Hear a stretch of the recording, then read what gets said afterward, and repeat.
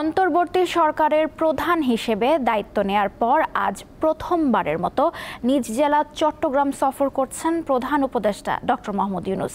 দিনব্যাপী সফরের লক্ষ্যে সকাল 9:30টার দিকে তিনি চট্টগ্রামের শাহ আমানত আন্তর্জাতিক বিমানবন্দরে অবতরণ করেন। সেখান থেকে তিনি প্রথমে চট্টগ্রাম সমুদ্র বন্দর পরিদর্শন করবেন। এরপর কালুরঘাট নতুন সেতুর ভিত্তিপ্রস্তর স্থাপন ও বন্দর নগরীর জলাবদ্ধতা নিরসন প্রকল্প সহ বিভিন্ন উন্নয়ন উদ্যোগের সূচনা করবেন। সেখান থেকে ৩৬ বছর পর নিজ শিক্ষা প্রতিষ্ঠান চট্টগ্রাম বিশ্ববিদ্যালয়ে যাবেন ডক্টর মোহাম্মদ ইউনূস। যোগ দিবেন বিশ্ববিদ্যালয়ের ৫ম সমাবর্তনে। এতে অধ্যাপক মোহাম্মদ ইউনূসকে সম্মানসূচক ডক্টর অব লিটারেচার ডিগ্রি প্রদান করা হবে। ৯ বছর পর অনুষ্ঠিত এ সমাবর্তনের প্রধান বক্তাও তিনি। দিনব্যাপী সফর শেষে প্রধান উপদেষ্টা পৈতৃক বাড়ি হাটহাজারী উপজেলার বাথুয়া গ্রাম প্রদর্শন করবেন।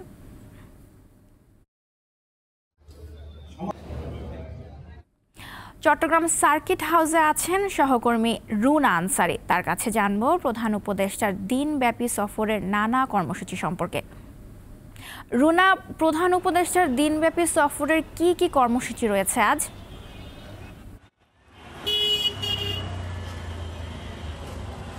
নওশীন, এই মুহূর্তে প্রধান উপদেষ্টা ডক্টর মোহাম্মদ ইউনূস তিনি চট্টগ্রাম বন্দরের এনসিটি ৫ নম্বর শেডে উপস্থিত আছেন এবং সেখানে তিনি পরিদর্শনের পরে বন্দরের জাহাজ চলাচলকারী যারা উচ্চপদস্থ কর্মকর্তা রয়েছেন এবং বন্দর ব্যবহারকারী যারা রয়েছেন, বন্দরের রিলেটেড যে সংগঠনগুলো রয়েছেন সেগুলোর কর্মকর্তাদের সাথে তিনি মত বিনিময় করবেন। মত বিনিময় করার পরপরই তিনি সড়ক পথে সার্কিট হাউসে এসে পৌঁছাবেন এবং সার্কিট হাউসে এসে পৌঁছানোর পরে তিনি এখানে চট্টগ্রামের বহুল কাঙ্ক্ষিত দীর্ঘদিনের যে স্বপ্ন মানুষের, দক্ষিণ জেলা মানুষের কালুরঘাট সেতু, সে কালুরঘাটের নতুন সেতুর যে ভিত্তিপ্রস্তর সেটি তিনি উন্মোচন করবেন এখান থেকে। এছাড়া চট্টগ্রামের হার্ট ফাউন্ডেশনের জন্য যে বরাদ্দকৃত প্রস্তাবিত জমি, সেই জমির দলিল এখান থেকে হস্তান্তর করবেন এবং এখানে তিনি বিশেষ ব্যক্তিদের সাথে মত বিনিময় করার পরে এখান থেকে তিনি সড়ক পথে যাবেন চট্টগ্রাম বিশ্ববিদ্যালয়ে।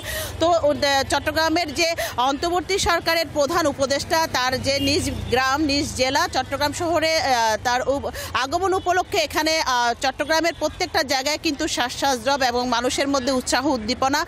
চট্টগ্রামের সন্তান চট্টগ্রামে আসছেন প্রথমবার তিনি এখানে দায়িত্ব নেওয়ার পরে এবং তার কাছে আশাও কিন্তু অনেক বেশি।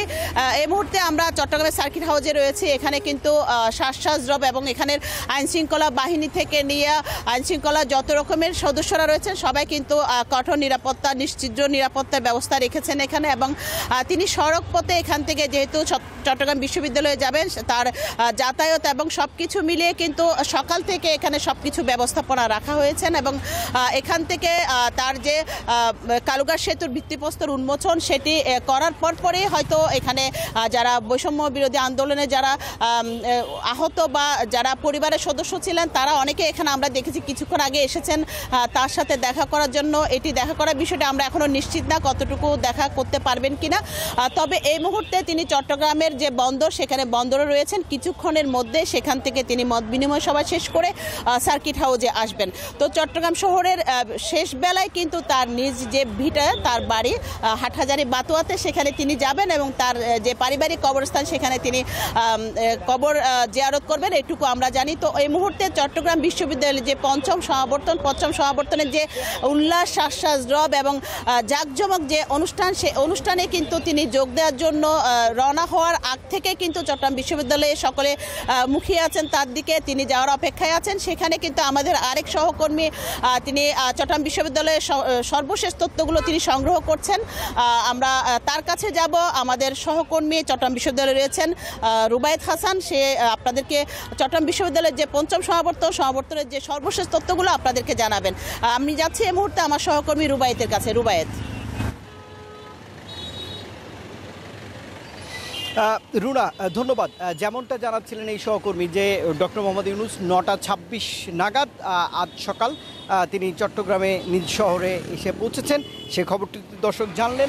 পঞ্চম সমাবর্তন ঘিরে কিন্তু এক ধরনের উন্মাদনা রয়েছে চট্টগ্রাম শহর ঘিরে এবং অনুষ্ঠানটি দুপুর 2টা নাগাদ কিন্তু চট্টগ্রাম বিশ্ববিদ্যালয়ে ঢোকার যে প্রধান সড়ক সেটিতে এখনই বেশ কয়েক কিলোমিটার দীর্ঘ যানজট দেখা যাচ্ছে এবং এই পথেই কিন্তু ডক্টর মোহাম্মদ ইউনূস আসবেন এবং প্রচুর নিরাপত্তা বলায় সিকিউরিটি চেক রয়েছে এই রাস্তায়, সেটি বলা যাচ্ছে।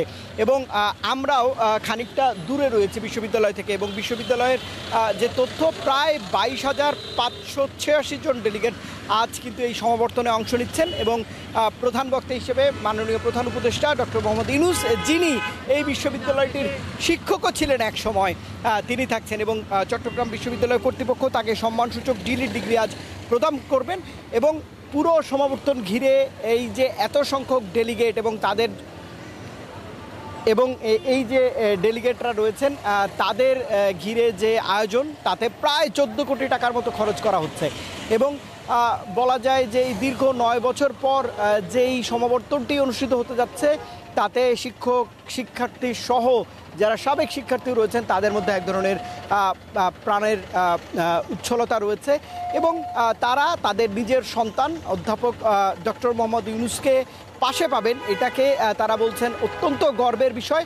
আর নিরাপত্তার চাদরে পুরো চট্টগ্রাম নগরীকে কিন্তু আসলে ঢেকে ফেলা হয়েছে। দিনব্যাপী তিনি অনুষ্ঠানে অংশ নেবেন, সে কারণেই এমনটা করা হচ্ছে। এটা সহজাত। প্রেস উইংয়ের পক্ষ থেকে জানানো হচ্ছে যে চট্টগ্রাম বিশ্ববিদ্যালয়ের যে অনুষ্ঠানটি, তাতে সকল যারা আমন্ত্রিত অতিথি তাদের প্রায় 12:30টার মধ্যেই এই ভেন্যুতে পৌঁছাতে হবে, এবং নিরাপত্তার কারণেই সেটি করা হচ্ছে। আজ কিন্তু এখান থেকে 42 জন পিএইচডি এবং 33 জন এমফিল ডিগ্রিধারীকে সনদ প্রদান করা হবে। এবং তাছাড়াও 22,586 জন শিক্ষার্থী এই সমাবর্তনে আজকে অংশ নিচ্ছেন। এমনটা রয়েছে। আসলে কয়েকজন উপদেষ্টাকে নিয়ে আজ সকাল নাগাদ দিনব্যাপী একদিনের একটি সফর করছেন মাননীয় প্রধান উপদেষ্টা, এবং চট্টগ্রামে বেশ কিছু উন্নয়ন প্রকল্প, এবং সবশেষ সন্ধ্যা নাগাদ তার নিজের যে গ্রামের বাড়ি সেখানে তিনি যাবেন। তবে নিরাপত্তার কারণে আজ এই সকল অনুষ্ঠানগুলোতে কিন্তু গণমাধ্যম কর্মী এবং সাধারণ মানুষ বা যারা রয়েছেন সংশ্লিষ্ট প্রশাসন, তাদের জন্য বিভিন্ন ধরনের বাধা নিষেধ রয়েছে নিরাপত্তার কারণে, এটি বলাই যাচ্ছে।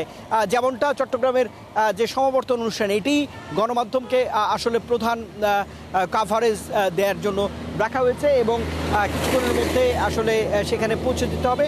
এবং একই সঙ্গে দিনব্যাপী আরও তথ্য নিশ্চয়ই আপনাদের দীপ্ত টেলিভিশনের ক্যামেরার সাহায্যে আমরা জানাবার চেষ্টা করব। তো দর্শক, এই ছিল এখনকার মতো আমার কাছে চট্টগ্রাম থেকে সর্বশেষ। নওশিন। রুবায়েত, আপনাকে ধন্যবাদ।